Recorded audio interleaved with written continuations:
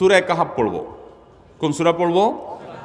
সূরা কাহাফ। যারা কোরআন পড়তে পারেন না তারা শুনবেন, আর যারা পড়তে পারেন তারা নিজে পড়বেন।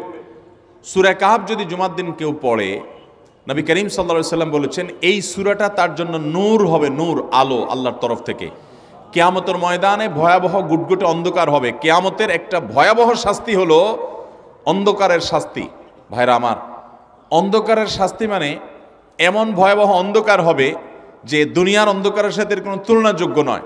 সেই ভয়াবহ অন্ধকারে কিছু আমল আছে যে আমলগুলো মানুষের ওই অন্ধকারের মধ্যে আলোর কাজ দিবে। এর মধ্যে একটা হলো অজুর অঙ্গগুলো যদি কেউ ভালো করে অজু করে, সুন্দর করে ডলে ডলে যেন শুকনা না থাকে, উত্তম রূপে যদি অজু করে, কেউ পানি অপচয় না করে, পানি অল্প নয় কিন্তু ডলে বেশি, সুন্দর করে যদি কেউ অজু করে, এই অজুর অঙ্গগুলো কিয়ামতের ময়দানে উজ্জ্বল হয়ে জলজল করে জ্বলতে থাকে এবং তার জন্য আলোর কাজ দেয়। সবাই যখন অন্ধকারের আযাবের মধ্যে নিমজ্জিত থাকে, হাউতাশ করে, তখন এই ব্যক্তির এই আমলটা তার আলো ভূমিকা আসে। আর আরেকটা হলো এই সূরা কাহাফ। অন্য অনেক উলামা ইকরাম বলেছেন এর ব্যাখ্যা হলো সূরা কাহাফ যদি কেউ এক বৃহস্পতিবারে পড়ে, পরের বৃহস্পতিবার পর্যন্ত, এক শুক্রবারে যদি পড়ে, পরের শুক্রবার আগ পর্যন্ত পুরো সপ্তাহব্যাপী তার ভিতরে নূর, ঈমানের নূর, তাকওয়ার নূর, ইলমের নূর, আমলের নূর, ভালো মানুষ হওয়ার নূর তার ভিতরে আল্লাহ তাআলা সৃষ্টি করে দিবেন। এই জন্য জুমার দিন সূরা কাহাফ পড়বো তো ইনশাআল্লাহ। আলহামদুলিল্লাহ। ভাই, আপনাদেরকে যে আমলগুলো করছি এগুলো আমি, আমার পরিবার সদস্য, পরিচিত, সহকর্মী, আমি চেষ্টা করি সবাইকে স্মরণ করানোর এবং আমল করার চেষ্টা করি। আমরা অনেক ভাই আছি সপ্তাহের 6 দিন আমাদের কোরআন পড়ার সুযোগ হয় না। তো অন্তত জুমার দিন সূরা কাহাফটা যদি আপনি বাধ্যতামূলক করেন, আলহামদুলিল্লাহ, এটা অনেক বড় সূরা, পড়তে আপনার 20-25 মিনিট 30 মিনিট সময় পর্যন্ত লেগে যাবে। আপনি আধা ঘন্টা সময় ধরে যদি আস্তে আস্তে সুন্দর করে পড়েন, তো সপ্তাহে একবার অন্তত কোরআনের সাথে আপনি সময় দিলেন।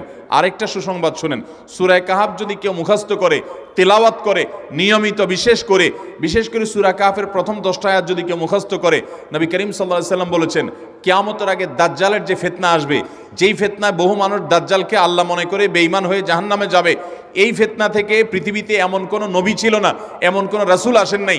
এই মানব ইতিহাসের প্রথম মানুষ আদম আলাইহিস সালাম থেকে নিয়ে আমাদের মুহাম্মদ সাল্লাল্লাহু আলাইহি সাল্লাম পর্যন্ত এই লক্ষ লক্ষ যত নবী রাসূল এসেছে, সমস্ত নবী রাসূলরা একটা ব্যাপারে সাবধান করে গেছেন, দাজ্জাল আসবে, যে দাজ্জালের হাতে পাওয়ার থাকবে এত বেশি, অলৌকিকত্ব থাকবে এত বেশি, সে মরা মানুষকে জিন্দা করে ফেলবে, জিন্দা মানুষকে বলবে সে মরে যাবে, তার হাতেই সব কন্ট্রোলিং পাওয়ার থাকবে, দুনিয়ার সমস্ত রিজিক তার হাতে কক্ষিগত থাকবে, এমন পাওয়ার থাকবে তাকে দেখে মানুষ বলবে হ্যাঁ এই তো আল্লাহ, এই তো সব কিছু পারে, বেঈমান হয়ে যাবে। এই দাজ্জালের ফিতনায় তোমরা পড়বা না, বেঁচে থাকবা। বুদ্ধি দিয়া বিবেক দিয়ে মানুষ বাঁচতে পারবে না। দাজ্জালের ফিতনা থেকে বাঁচার জন্য সকল নবী রাসূলরা এই জন্য সাবধান করেছেন।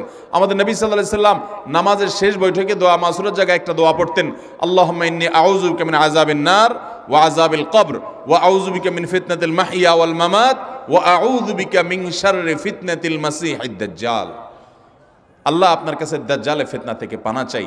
1450 বছর হয়ে গেছে, এখনো দাজ্জালের আবির্ভাব হয় নাই, হবে কিয়ামতের আগে। কখন হবে আল্লাহ ভালো জানেন।